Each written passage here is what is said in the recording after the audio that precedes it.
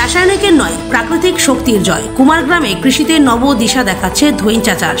জমির উর্বরতা বৃদ্ধিতে রাসায়নিক সারের একচেটিয়া ব্যবহার নিয়ে আশঙ্কা বাড়ছিল কৃষি বিজ্ঞানী থেকে পরিবেশবিদদের মধ্যে।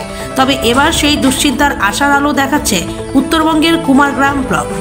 পরম্পরাগত কৃষি বিকাশ যোজনার আওতায় কৃষি দপ্তরের উদ্যোগে শুরু হয়েছে সবুজ সার ধইঞ্চা চাষের নতুন অধ্যায়। ধইঞ্চা একটি অনন্য গাছ, যার শেকড়ে রয়েছে নাইট্রোজেন সংশ্লেষণের ক্ষমতা। এই গাছ যখন বড় হয় তখন সেটিকে জমিতে মিশিয়ে দেওয়া হয়। এতে জমির জৈব শক্তি বেড়ে যায়, উর্বরতা বৃদ্ধি পায় এবং রাসায়নিক সারের প্রয়োজন অনেকটাই কমে যায়।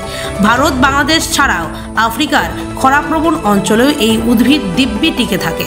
লবণাক্ত কিংবা বালুময় মাটিতেও এর ফলন ভালো হয়, যা একে করে তুলেছে প্রাকৃতিক কৃষির নির্ভরযোগ্য সঙ্গী।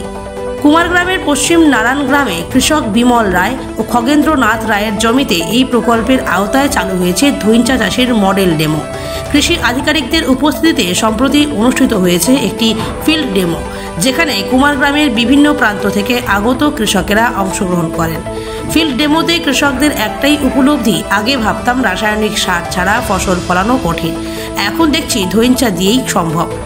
এই পদ্ধতিতে চাষে খরচ কমছে, মাটি পাচ্ছে প্রাণ, আর ফলও বাড়ছে চোখে পড়ার মতো। এই প্রয়াস শুধু কৃষিতে প্রাকৃতিক পদ্ধতির ফিরে আসার কথা বলছে না, বরং কৃষকদের মধ্যে এক নতুন আশার সঞ্চার করছে।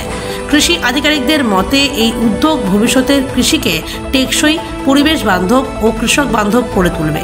পরিবেশ ও উৎপাদনের ভারসাম্য রেখে কুমারগ্রামের এই সবুজ বিপ্লব হয়তো সমগ্র রাজ্যের কৃষিক্ষেত্রে এক নতুন যুগের সূচনা করতে চলেছে।